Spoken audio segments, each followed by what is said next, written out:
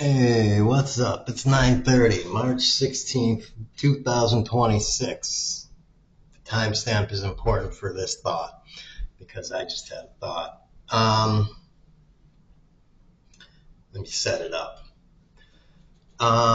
So, how many people,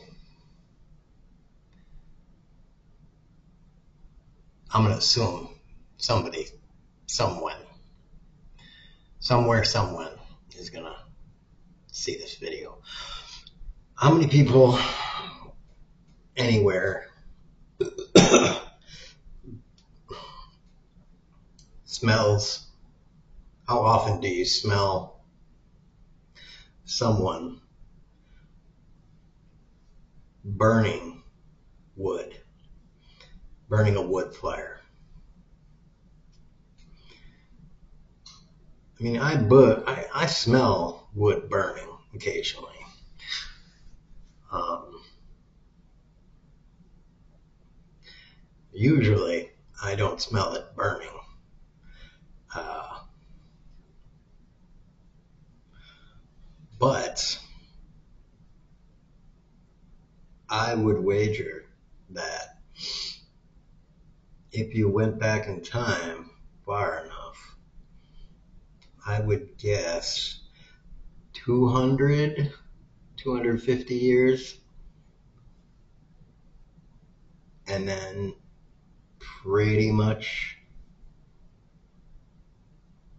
every time back, 250 all the way back, you would smell wood burning pretty much anywhere you went because people burned wood for fuel in all sorts of places. They burned other things, I'm betting. I'm betting people had other sources of wood for fuel, for fires, for cooking, for all sorts of things. But at a certain point, we discovered the fossil fuels, coal, and then gas, and we found oil and could refine oil to do certain things. So now we used, for the longest time, oil products, petroleum products for energy needs. But we still use wood for a lot of things. So we still use wood, we just don't burn wood for a lot of things. We still use wood for a lot of things, right? And we're transitioning away from burning fossil fuels, but we still use fossil fuels for other things. And even before we even started using renewable for energy things, before the whole renewable thing started, we were figuring out how to use fossil fuels, how to use petroleum for non-burning purposes. I could go through a list: chemicals, plastics, all sorts. The hydrocarbon experiment, let's call it,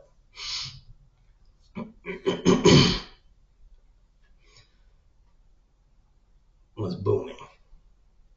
Chemical companies and such.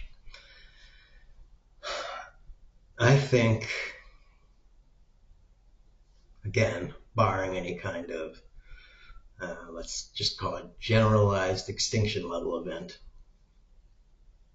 barring that, once humanity in general gets to 80, 90%, 95, 98% conversion to using renewables for basically everything. And I mean basically everything, not just electric vehicles and standing electric generation for houses, uh, steel, agriculture, whatever. All that stuff.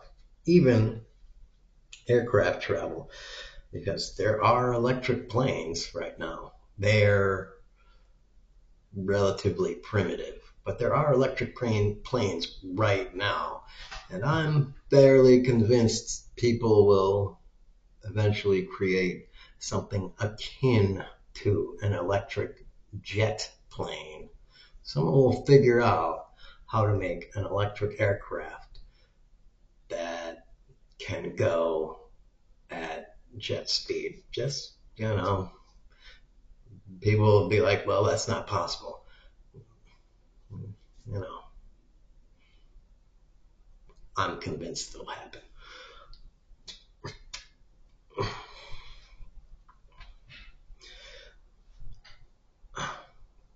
Maybe faster.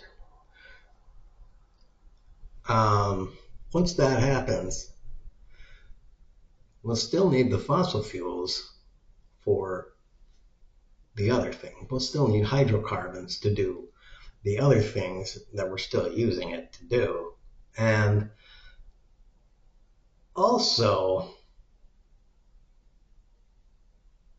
I have a sneaking suspicion that somewhere along the line in the future, we will discover that crude oil is necessary for something else. And we will look back and say, oh, I cannot believe we actually put that in something and burned it. We took all that crude oil and coal and put it in something and just burned it. And we took all of that. We took so much of that and just burned it. And we'll look at we took more than half of the Earth's reserves of petroleum, really level petroleum, and just burned it. And that stuff is not like wood or anything. They just burned it. So unless we figure out really, really, really diligently how to make synthetic fossil fuels, which I don't think is out of the question, simply because we pretty much know that fossil fuels come from decaying organic matter. We pretty much know that's how they're done. Eventually, we'll be able to speed up that process, essentially. But doing that requires energy. Performing that process requires energy. So if you can pump it out of the ground, you're skipping that step. You're skipping that energy step. So it's a lot easier to skip that energy step. So we'll look back at that and just be amazed. That generation will look back at this generation and be like, oh man, if that generation, us, knowing that we were here, Trump would not have drill baby drilled and would have told America, all right, get on this conversion, get on this switch to electric, ASAP,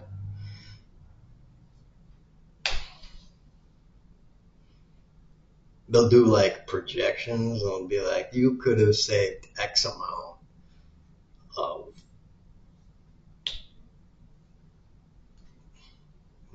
gasoline, uh, um, this, and this grades of hydrocarbons, petroleum gas, light oil, heavy oil. Talk to a guy that works at any one of the oil companies. They'll be able to tell you the specific grades that come out of the refining process of crude oil, and the different kinds of crude oil, because there are different kinds of crude oil. There's like nasty crude, sweet crude, and all these different kinds. For people that don't know about this, I kind of recently learned that there are different grades of crude oil. So I'm telling you, if you work at Chevron, BP, Shell, you need to push this to your executives and say, if you're at BP and stuff, you need to get in on the electric and renewable game hardcore, because I'm telling you, this is going to happen in the future. Your shit is going to be much more valuable in the future. I'm just telling you, I'm great at predicting shit, and that's what's going to happen. So whatever, you can believe me or not believe me, but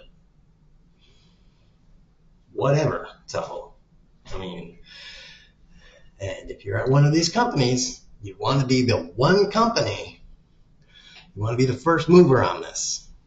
So I'm just letting you know.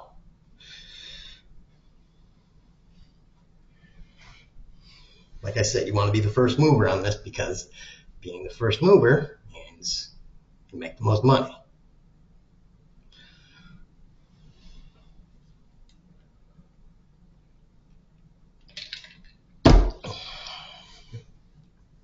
Right?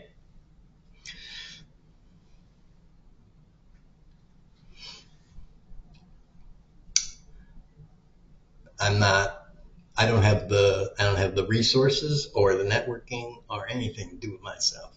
So this is a free tip for all of you. For the first person that sees the video. I'm only putting it out there because, it works good. It works good for ecosystems and stuff. And, if you want to thank me for giving you a tip, that's good, but, whatever.